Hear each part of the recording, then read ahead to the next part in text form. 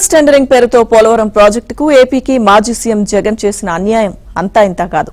5 ఏళ్లలో చేసిన నిర్వాకాలు ఖజానాకు భారంగా మారాయి. శరవేగంగా పనులు చేస్తున్న నవయుగ ఇంజనీరింగ్ కాంట్రాక్ట్ సంస్థను కేంద్రం మొత్తుకున్నా అర్ధాంతరంగా తీసివేశారు. వెంటనే రివర్స్ టెండర్కు వెళ్లారు. హెడ్ వర్క్స్ లో మిగిలిన 1771 కోట్ల విలువైన పనులకు టెండర్లు పిలిచారు. రివర్స్ టెండర్లో కనీసం 2 కంటే ఎక్కువ నిర్మాణ సంస్థలు బిడ్లు వేయాలి. కానీ మేఘా ఇంజనీరింగ్ ఒక్కటే బిడ్ దాఖలు చేసింది.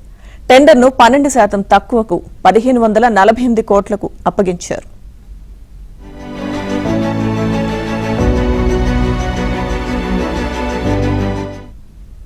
పనులను 2020 నవంబర్ నాటికి పూర్తి చేయాలని టెండర్ డాక్యుమెంట్లో కోరారు. కానీ అప్పటికి పనులే చేపట్టలేదు.